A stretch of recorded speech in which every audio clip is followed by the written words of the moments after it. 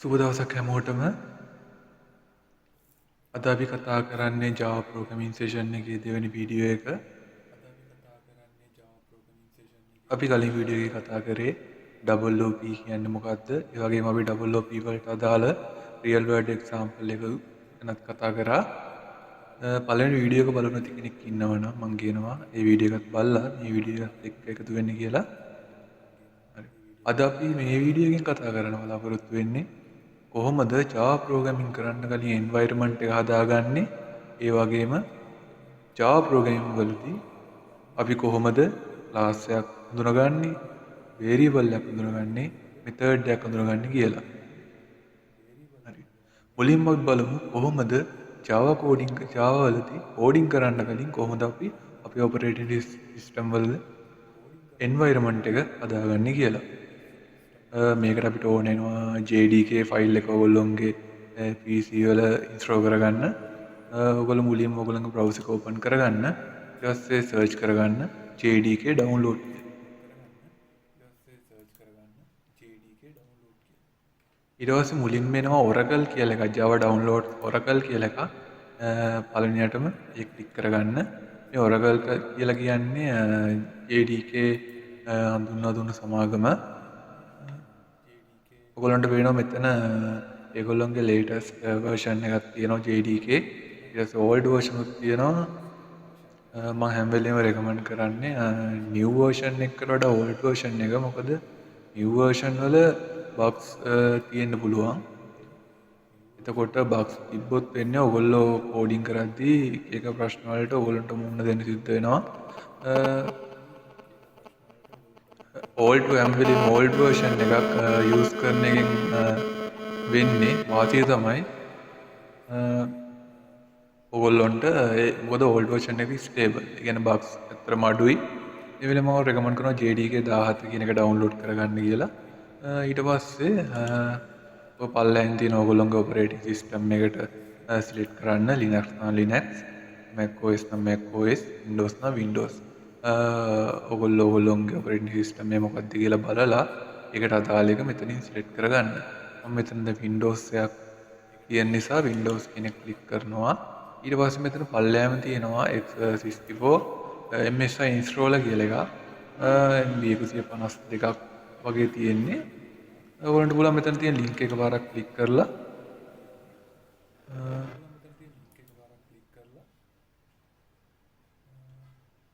මේක download කරගන්න. මේ විදිහට click කරාට පස්සේ ඔයගොල්ලන් download කරගන්නේ. මම මෙතන මේක download කරන්න යන්නේ නැහැ. මම already download කරලා තියෙන නිසා JDK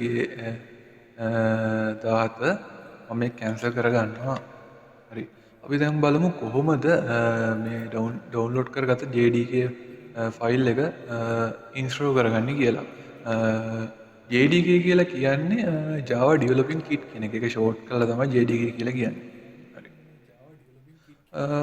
මම මෙතන ගිහිල්ලා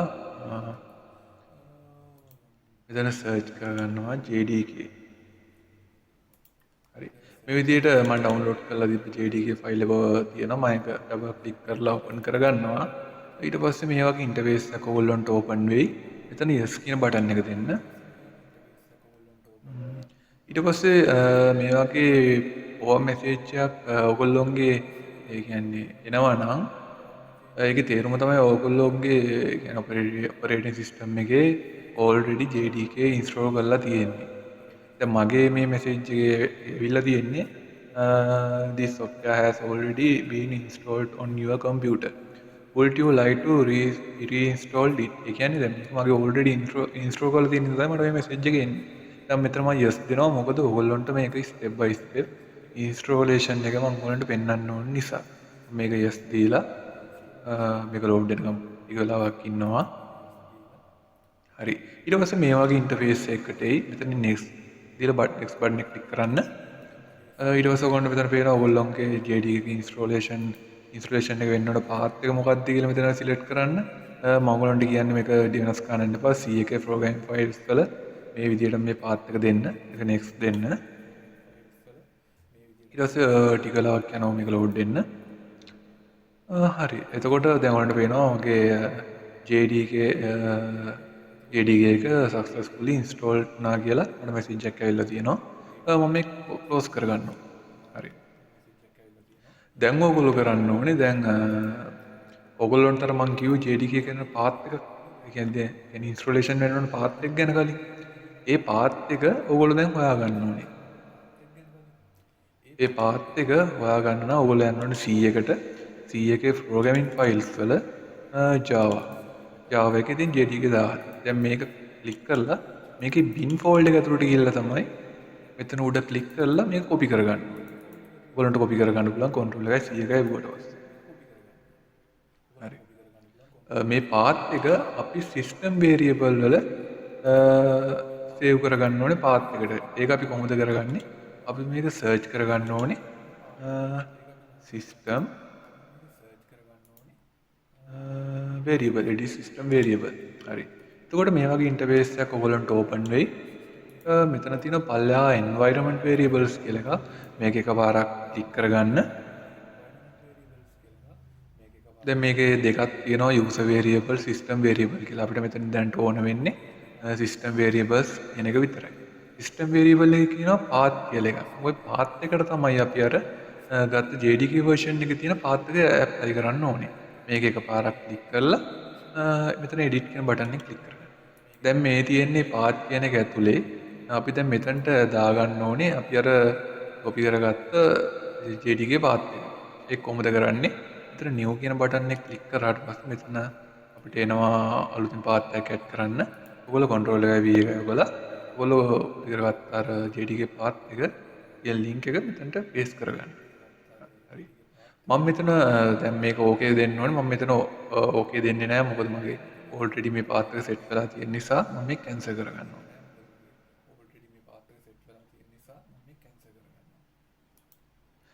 දැන් ඕගොල්ලන්ට ගැටලුවක් එයි කොහොමද ඒ කියන්නේ හරියටම කොහොමද දැනගන්නේ කියලා ඒ කියන්නේ JDK එක ඕගොල්ලන්ගේ ඔපරේටින් සිස්ටම් එකද ඉන්ස්ටෝල් වුණාද කියලා ඒකට ක්‍රමයක් තියෙනවා ඕගොල්ලන්ට පුළුවන් ඕගොල්ලෝගේ කමාන්ඩ් ප්‍රොම්ප්ට් එක ඕපන් කරගන්න මේ විදිහට කමාන්ඩ් ප්‍රොම්ප්ට් එක මුලින්ම ඕපන් කරගන්න ඊට පස්සේ ඕගොල්ලන්ට පුළුවන් මෙතන ටයිප් කරගන්න Java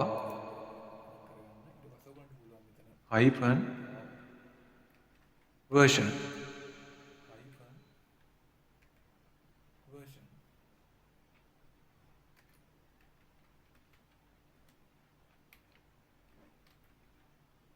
Java hyphen version ඊට පස්සේ මේක එන්ටර් කරගන්න.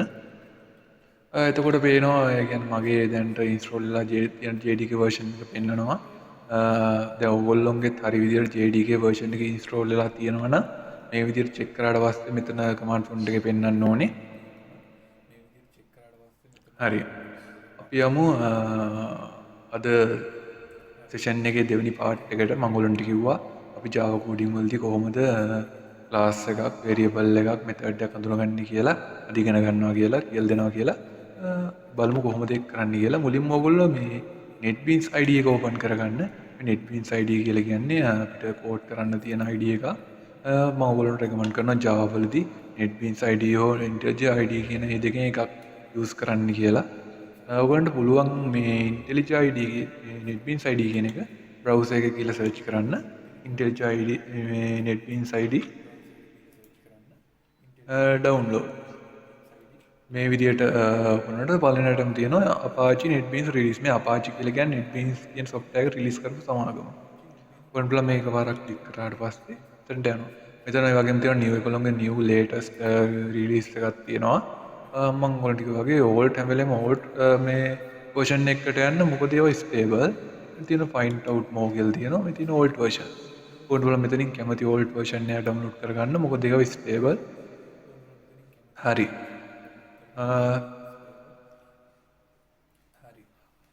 අපි දැන් බලමු කොහොමද Java වලදී class එකක් ලියන්නේ වගේම variable එකක් ඒ වගේම method එකක් කොහොමද ලියන්නේ කියලා මම මෙතන පොඩි class එකක් හදාගන්නවා මගේ නමින්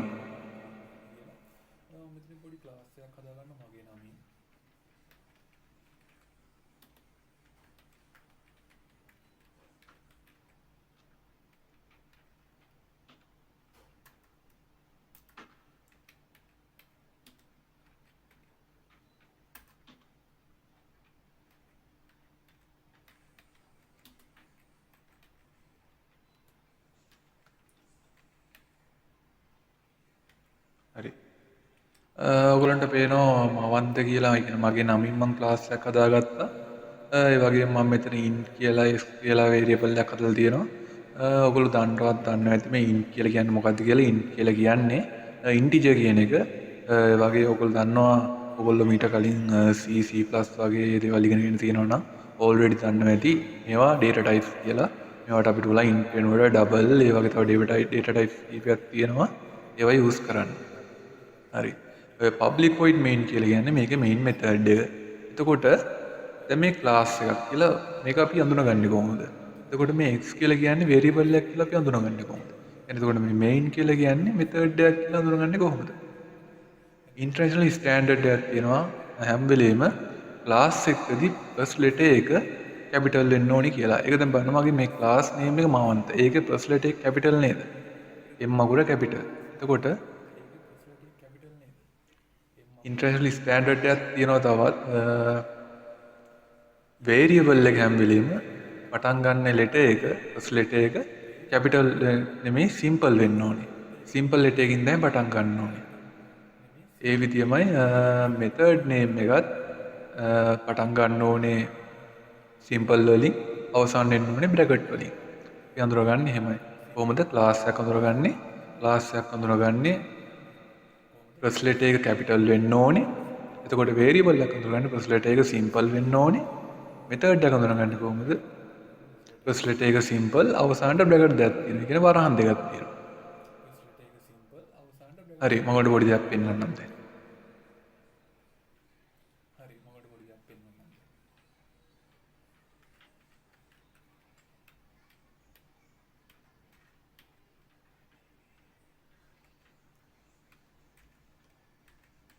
හරි. ඔයගොල්ලන්ට පේනවා මම මෙතන පොඩි දෙයක් ටයිප් කරා. මේක already මොකක්ද කියලා කට්ටිය හැමෝම සමහරු දන්නවා ඇති. සමහරු දන්නේ නැතුව ඇති. මම මේක explain කරන්නම්. තවඩ පොඩි දෙයක් ඇඩ් කරන්න ඕනේ ඔයගොල්ලන්ට කියලා දීපු දේවල් වලට අමතරව මේ class int public void කියන්නේ මේ Java වල තියෙන keywords. මේවා නිතර අපිට පාවිච්චි වෙන දේවල්. කවදාවත් Java වලදී වෙනස් වෙන්නේ නැහැ. අපිට වෙනස් වෙනවා නම් වෙනස් වෙන්නේ ඒවට දෙන මේ කියන්නේ my class name එක variable name එක method name එක. ওই තුන තමයි වෙනස් වෙනවා නම් වෙනස් වෙන්නේ. හරි. මේ system out println කියලා කියන්නේ මොකක්ද? system out println කියලා කියන්නේ දැන් මේ කියන්නේ system කියන එක ගත්තොත් මේක first letter එක capital. එහෙනම් අපිට පුළුවන් නේද මේ class එකක් කියලා අඳුන ගන්න. ඔයාලට කලින් කියලා දුන්නනේ class එක first letter එක capital වෙන්න ඕනේ කියලා. එතකොට මේ system කියලා කියන්නේ capital. letter එකකින් තමයි start වෙන්නේ. එතකොට මේ class එකක්. එතකොට මේ out කියන්නේ මොකද්ද? ඒක first letter එක simple. අපිට පුළුවන් මේක කියන්නේ මේක variable එකක් කියලා. ඒකට println අවසානට වරහන් දෙකක් bracket දෙකක් තියෙනවා. එතකොට අපිට පුළුවන් මේක කියන්න මේක method එකක් කියලා. මොකද මම මේ method එකක් කියලා කිව්වේ first letter එක simple අවසානට bracket දෙකක් තියෙන නිසා. හරිද? එතකොට මේ මැද තියෙන dot දෙකෙන් මොකද්ද කියන්නේ? ඒ dot දෙකෙන් කියන්නේ ඇතුලේ කියන එක. Java වලදී dot එකක් ඒ කියන්නේ අපි code වලදී dot එකක් තියෙනවනේ. ඒ dot එකෙන් කියන්නේ ඇතුලේ තියෙනවා කියන එක තමයි අදහස් කරන්නේ. දැන් මේක ගත්තොත් එහෙම system කියලා class එකක් තියෙනවා. ඒක ඇතුලේ variable out කියලා variable එකක් තියෙනවා. ඒක ඇතුලේ println කියලා method එකක් තියෙනවා. මොකද්ද? system කියලා class එකක් තියෙනවා. ඒක ඇතුලේ out කියලා variable එකක් තියෙනවා. ඒක ඇතුලේ println කියලා method එකක් තියෙනවා. ඒක call කරන්න කියලා තමයි මේකෙන් කියලා තියෙන්නේ. ඔන්න ඔය විදිහට තමයි අපි Java වලදී class එකක් variable එක method එකක් පහසුවෙන් හඳුනා ගන්න පුළුවන් වෙන්නේ. එහෙනම් අපි ඊළඟ වීඩියෝ එකේදී හම්බෙමු.